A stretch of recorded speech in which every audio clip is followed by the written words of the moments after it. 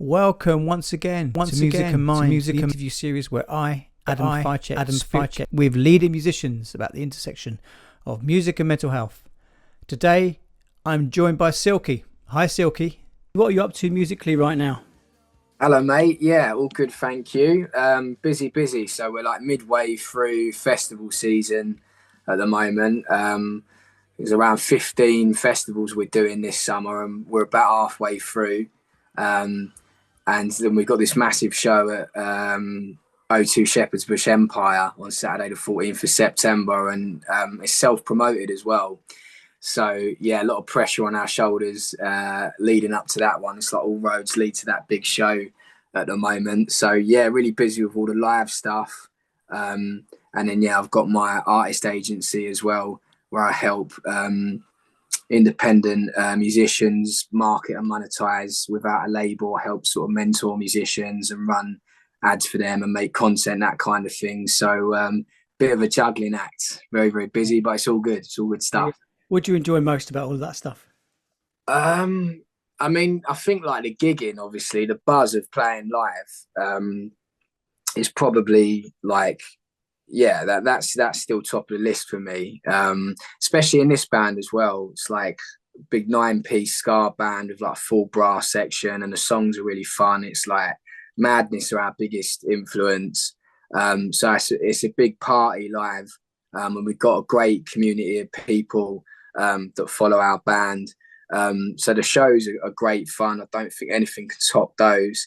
But I love all the other stuff as well. I love helping other independent musicians. I think we're in like a really exciting time in the music industry at the moment, where DIY musicians can sort of embrace the entrepreneurship of it all and not need the gatekeepers so much anymore. So I'm really passionate about sort of showing other independent artists the way through the methods that we've for our own kind of trial and error worked out for ourselves, because we've managed to do everything DIY. So I'm really passionate about helping other musicians do the same as well. What about writing and stuff? Do you enjoy that process?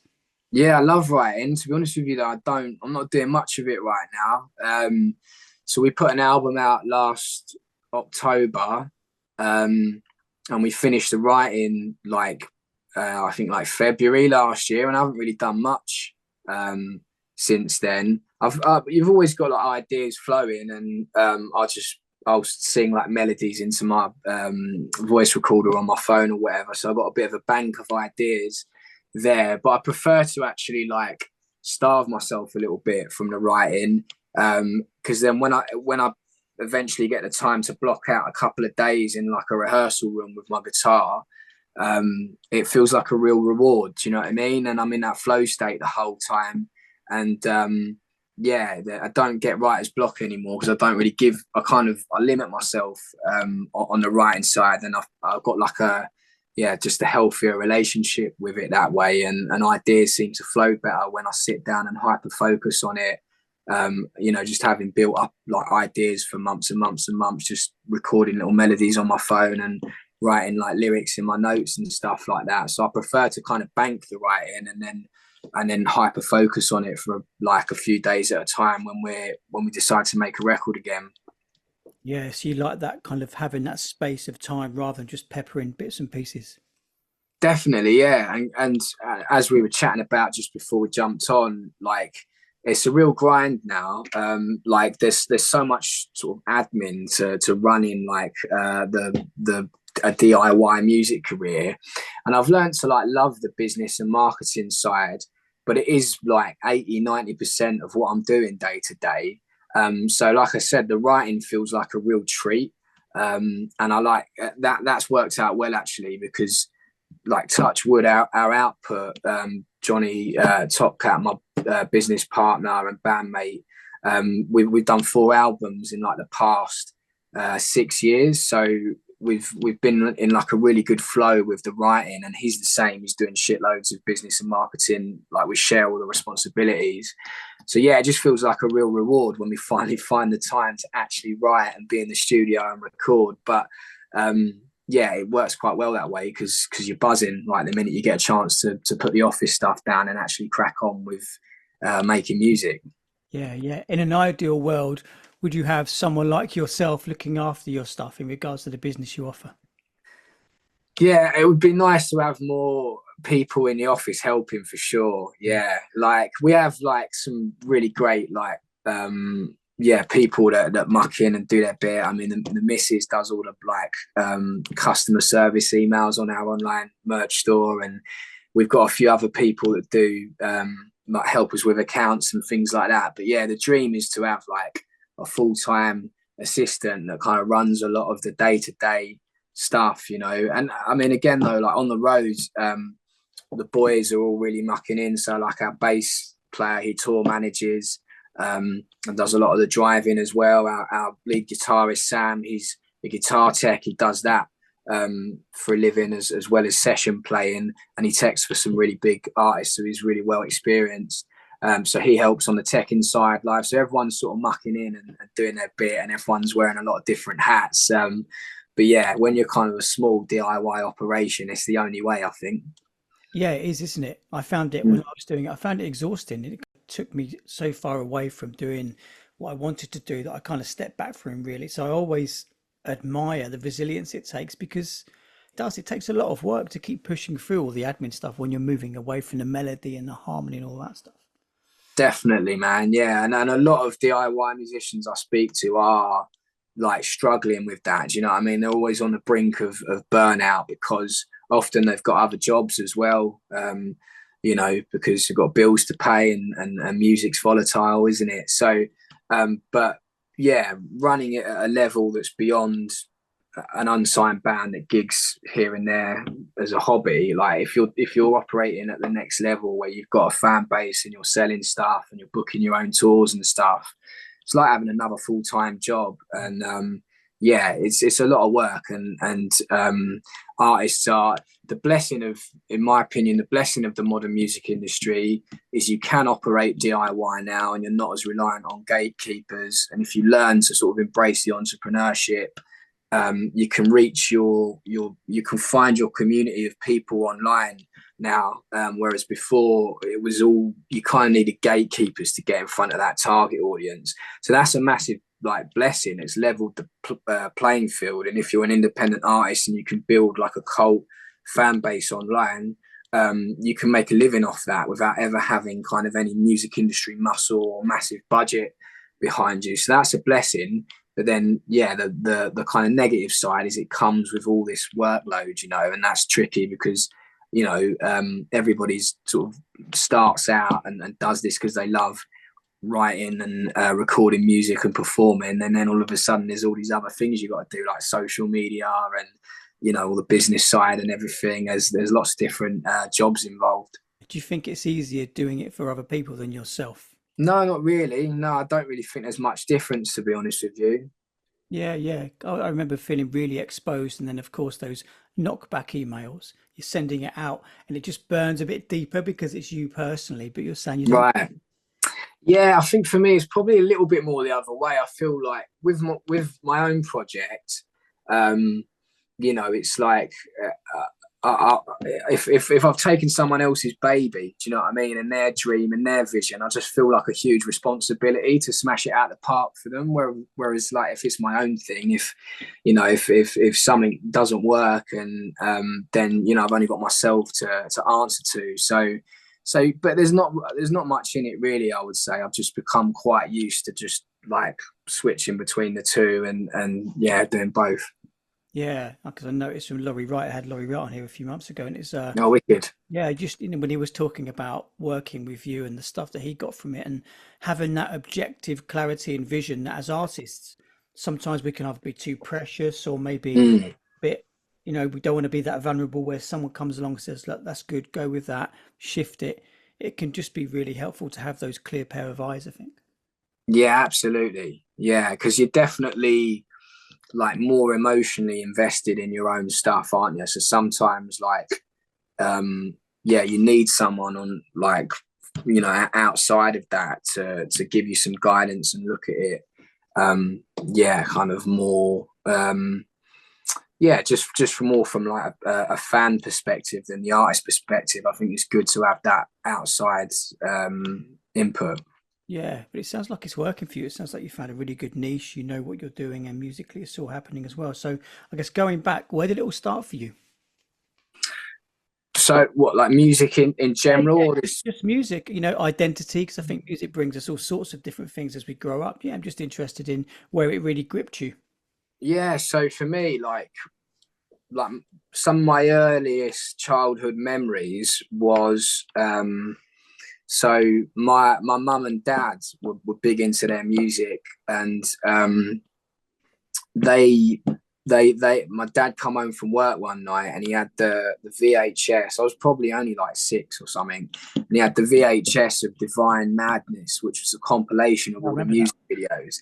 Yeah, and me and my 2 younger brothers, just became obsessed with it, and we'd be putting on like Disney sing-alongs and like musicals and stuff, and putting the Madness video on just as much. That was because it is so like a musical almost, that stuff in it, and the visuals are really like yeah, like sort of almost like comic like, and there's a lot of humor in it, and it's really fun and like colorful. Like as kids, that was like, yeah, it blew our minds, and Suggs was like my sort of first ever like musical icon, yeah, because the first music video on Divine Madness is their Top of the Pops performance of the Prince, and Right. Suggs is in a purple tonic suit, and yeah, that was a big moment for me. I remember being like as young as 5, 6 years old, and 9 then, like that's what I want to be, and that's what I want to do. I want to be that guy's, I just thought it was so cool. So yeah, it's sort of come full circle for me really, because then, as I grew up, you go through all your different phases, and the Britpop thing was really big. Yeah, in my house, like my parents were really into that. I was like 9, I think, when the Blur Oasis thing was happening, and Part Life was the first album I ever bought on cassette from W.H. Smith. And then as a teenager, all the American culture come over, and it was all sort of Kerrang and the pop punk and new metal, Tony Hawk's Pro Skater, Jackass. That was massive when I was a teenager. And then you had the emo indie thing in the noughties, which you were a big part of. So yeah, that's sort of like, that's the stuff that I grew up on. Do you know what I mean? But yeah, in my late 20s, I just sort of found my way after my last band had finished, States of Emotion, because that was like an indie pop band. Sort of a bit bored really of the music I was writing, and I started doing a bit of a deep dive on Two Tone, and discovered the Dance Craze movie with all the Two Tone bands, and become obsessed with that, and then just went down a bit of a rabbit hole with like ska and the subculture as a whole. So when I started writing again, I just wanted to make some music like that, because it was like my first love with Madness, but then also the rest of the genre was like really fresh to me, and so yeah, that's kind of like why I've ended up like making the music that I'm making now. Yeah, and it sounds like the visual was equally as important as the sounds. Definitely, yeah. So yeah, Johnny and I like had in-depth discussions about that when we were starting this, and we was like, yeah, very much. We wasn't really honestly expecting it to really like go anywhere. We'd sort of been in like bands that had failed, and I'd had a record deal that had failed and was skint, and having to quickly try and find like a normal day job and play catch up basically with a lot of my friends and stuff. So we were just doing it purely as a hobby to begin with, but it was all fun, and that was a big part of it. We wanted to make some visuals around it that was inspired by those Madness videos, and just have some fun. And then yeah, we ran a Facebook ad just to see if we could connect with people that like Madness and specials through the detailed targeting, and it did really well from the get go. So and that then inspired us to start pursuing it more seriously as a career. Yeah, yeah. You spoke there about, there was a bit of record deal, corporate music world stuff, and then it went wrong. What was that like? That was horrible because I mean, we were very naive. Like, we should have done more, like myself and my bandmates, and we're all still like best buds. Actually, two of the members of that band playing the live band of Deaf Guitar Pop. So that's lovely. We've been playing music together since we were like 14, 15 years old.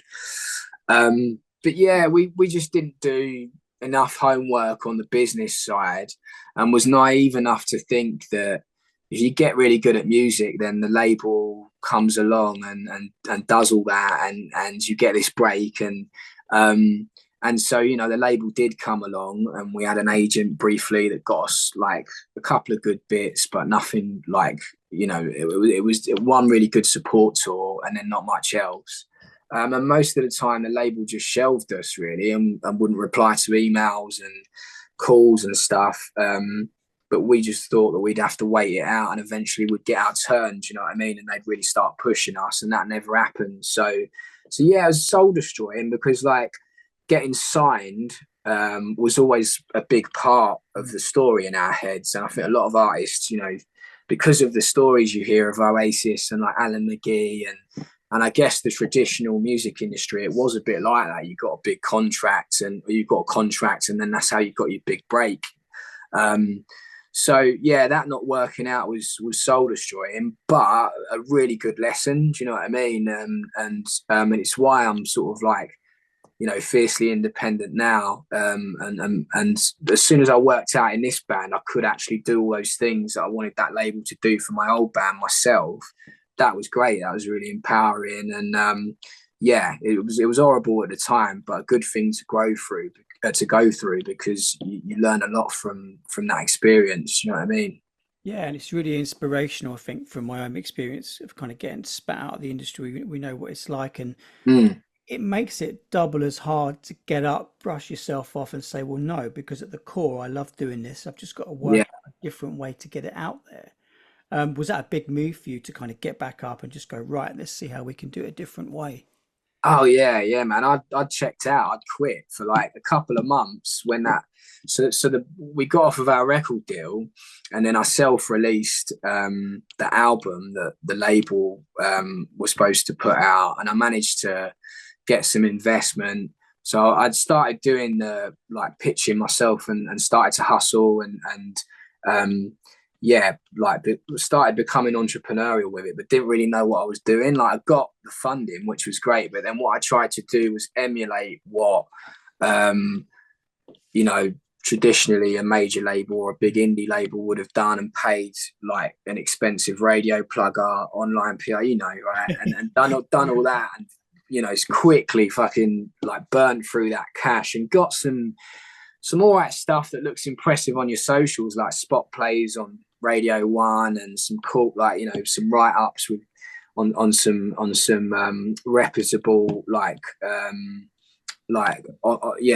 and stuff like that. But that stuff doesn't convert fans, and that was the thing that was frustrating me. I could see like, well, this looks impressive on the socials, and it's a buzz like waiting for your tune to play on Radio 1, and it's a moment, but I can't really see how this is ever going to like convert into actual paying like customers on a business level, because just unless you just keep pumping more and more money into that, and I just couldn't see how that could be done on a small DIY budget. So I became like incredibly disheartened and burnt out with it, and yeah, I guess temporarily quit and thought, well, that's it, you know, the game's up. I've tried everything and I can't seem to make it work. So yeah, I was really like, not in a good place with it and not wanting to do it anymore. And then a few months went by, and I realised, like, I picked up the guitar again. I started writing the ska music because I was, like I said earlier, I was really enjoying that as a fan.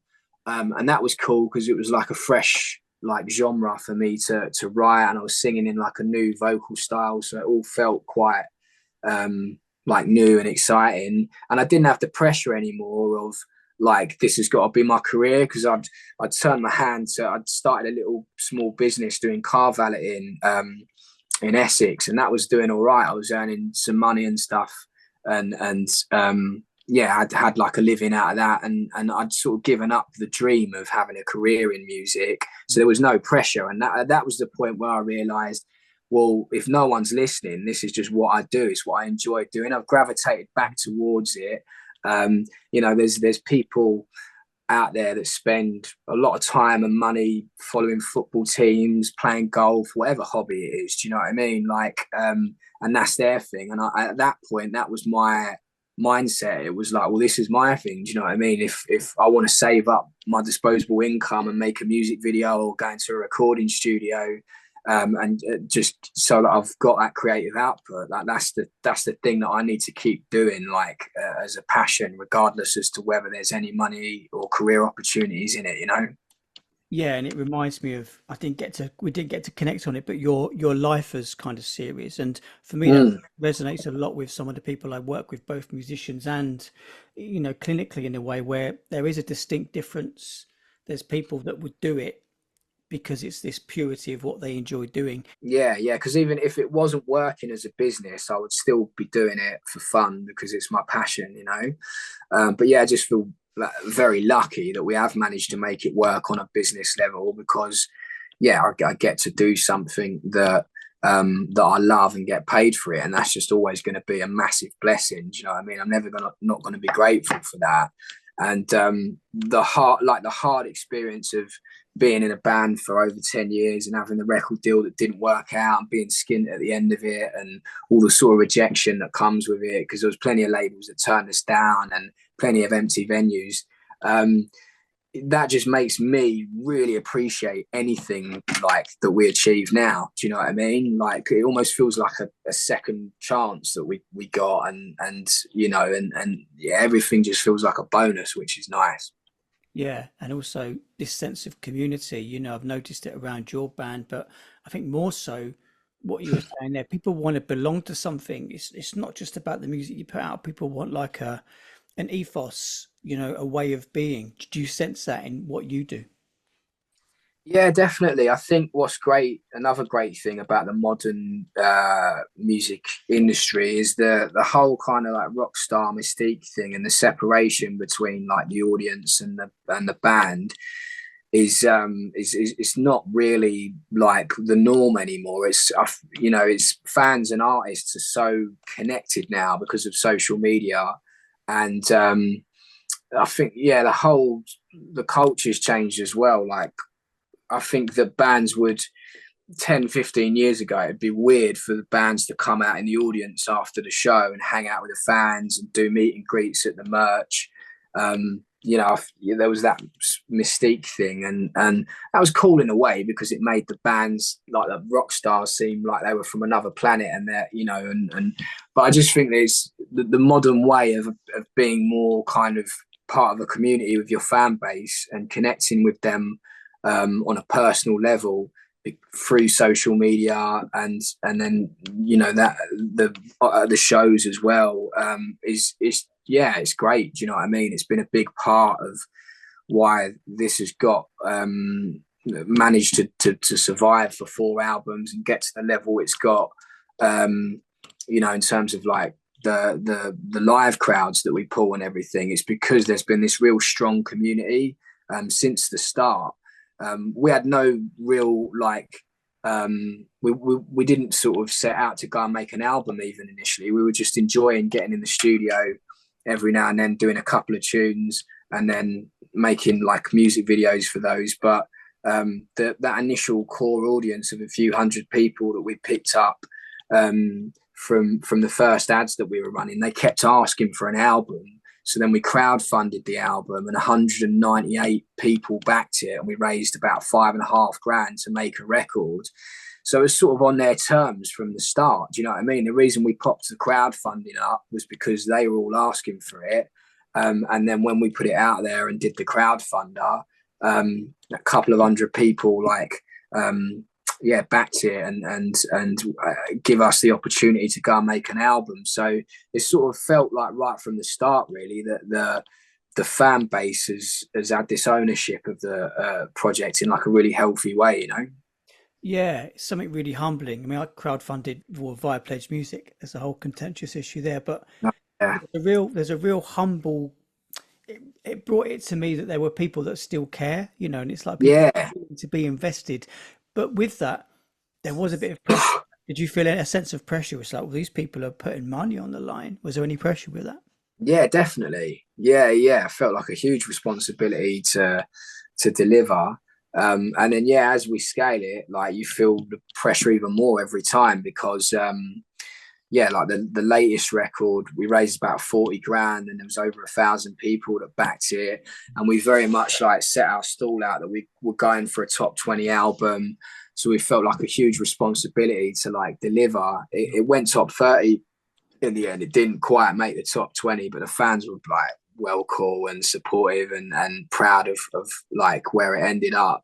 But yeah, definitely feel like a huge responsibility to make sure that the album's good and we show that there's growth every time, you know what I mean, and what their financial backing and all the support on social media and all the word of mouth really around the band is like you know it's returning these results and we're growing thanks to their support.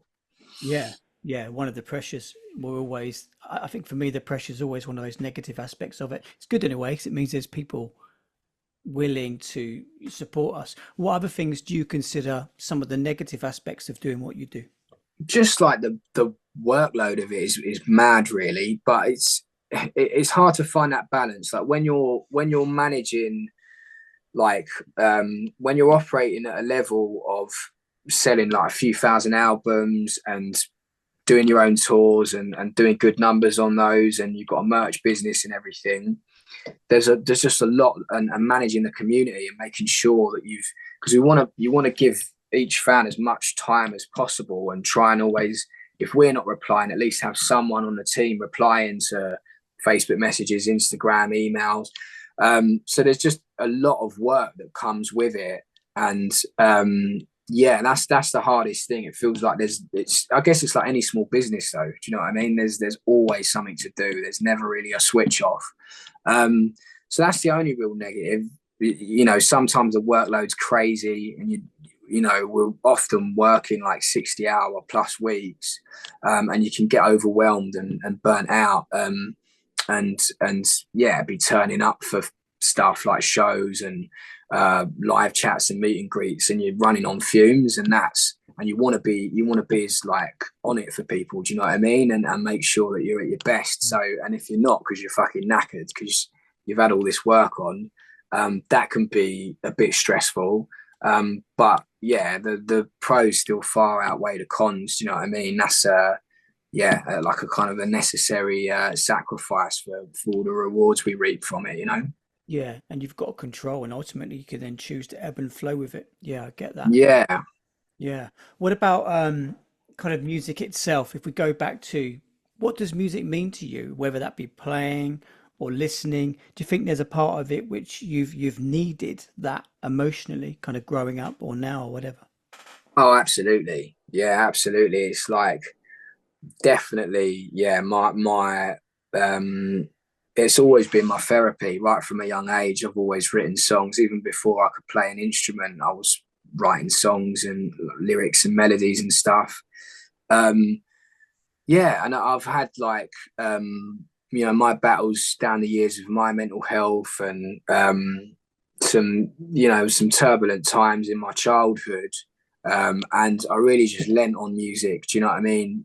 Like when I started learning guitar, that gave me a real good outlet because things were quite volatile indoors when I was a teenager, and like going to guitar lessons. I had this really lovely guitar teacher, Nick Haley. He was a proper dude, and like a mentor figure. So he was really great. It was like a proper release going around there, and then just being able to kind of shut myself in my room with my records and like working on like getting better at guitar was really important outlet for me. And then as soon as I could like play a few chords, I started writing and expressing like my emotions and stuff through my lyrics. And yeah, it's always been like a massive therapy for me. Yeah, similar. I think I wouldn't be here if I hadn't have had that. The musical outlet as an adolescent, the community and the identity. There's all of those elements to it. What about for you in regards to the identity side of it? Was it as equally as important, like finding yourself part of a group? Yeah, definitely. Yeah. So when I was like, 14, 15, and we formed States of Emotion, me, Bonsai and Luke. Um, we sort of all gravitated towards one another at school. I was in the year above them, and there wasn't really many people in my year that were into like alternative music and that played instruments and stuff. And then I found this group of people in the year below that were. Um, and then, when I left school, we all kind of like just, we just hung out all the time, played music, went to gigs, went to Camden, you know what I mean? And just, it was a huge part of our identity, like just sort of embracing like the, the whole alternative guitar scene and everything that comes with it, like the clothes and playing music and going to shows. And it was like huge. It was great finding that my tribe, because I was a bit of a, like, at school I was massively introverted at senior school and a bit of a like hermit. Like I got all my joy really from just sitting in my room and playing guitar and stuff and listening to records. And when I found that lot towards the end of my time at senior school, it was great. It was like finding my tribe and all that. Like we were all really bonded around music. It was the reason that we gravitated towards one another. The center of it was because we played music and we liked the same music. Yeah, and it's that what you said there, tribe being accepted. And I think sometimes we are a quirky bunch in a way, but this is why, again, it's really inspirational for what you do, because I think there is a bit of a divide. And sometimes it saddens me to think that, well, when my 18, 19 was, it was a very difficult time, but that isn't as open now as it was when I was that age, thinking, oh, I could make it, coming from kicked out of school, YTS, council estate stuff. There's very few things you can do. The options are quite limited. You see your favorite band and you're like, I can make it, I can do something. I think what saddens me now is that there might be an 18, 19-year-old sitting in his room without that. When I see what you do and speaking to some of the other people I've spoken to, having that drive and the ability to do that now, it feels really powerful. And in the work I do clinically as well, kind of giving back and even musically going for more of a DIY tip, it feels really refreshing to offer that to counterbalance what's going on in the industry, I think. Absolutely. Yeah, you're right though, because that was, seeing those bands that you idolized, a lot of them had similar kind of backgrounds or whatever, and it gave me hope from a young age that if I got good at guitar and writing songs, then I'd be in with a shout at doing something amazing with my life like they have. Do you know what I mean? And that was through like the the real the dark times as well, where it was my household it was a stressful one after my dad left, and it just gave me hope when I was unhappy at home and at school and everything. I had this like this bigger vision, and if I just had this focus, like if I kept beavering away at guitar, I could get somewhere with it, and it gave me hope through like some tough years. Yeah, it's interesting. Hope. I've never thought about that, but you're right. It was two things. It's hope and the beavering away. Through that, we learn discipline. When we learn Yes, discipline, we can put that anywhere. absolutely. What about music listening? Is there a particular type of music you listen to or you go to for particular emotional moods? I mean, I've got like my musical taste is a real mixed bag. Um, but I mean, I have to like be careful not to indulge in like, so the years when I was like really depressed and just not in a great place, I used to lean on a lot of like sad music. Do you know what I mean? That was an outlet for me, and I have to be careful now. I almost regulate how much of that stuff I listen to, because it can really pull me back there. But that the music that I would listen to, so I'm talking like in my like late teens and early 20s, would be like a lot of the emo music that was around, and the kind of more like like emotive, like indie stuff. So like Arcade Fire's first album, Band of Horses, Placebo were like a big band for me as a teenager. Yeah, and a lot of it's quite sort of sad and angsty. Even like early Coldplay, actually, Parachutes and Rush of Blood to the Head, Interpol. That was the stuff that like really helped me when I was like struggling with like my mental health. It was an outlet. It was like just sad music that resonated with me. But yeah, I notice now I have to like, if I listen to a lot of that, I don't know, it's weird. It kind of it reminds me of how I felt at that time. Yeah. So I still love it. Do you know what I mean? But yeah, like there's but then also there's like my big band growing up as a teenager. The band I loved the most was Limp Bizkit. Yeah. Just pure teenage angst music, and they were like just my heroes.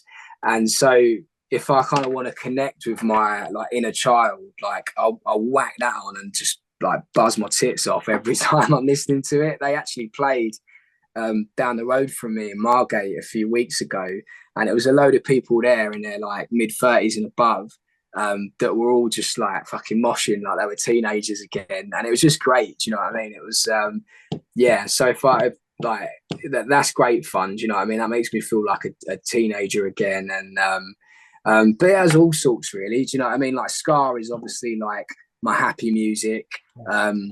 So yeah, if it's like a sunny day and yeah, like I'm like got music in my headphones, it would usually be like the old sort of Trojan reggae or whatever, or a bit of two-tone, like, because that's yeah, like happy sunny music in my mind. So yeah, all sorts really, man. Thank you very much, Silky.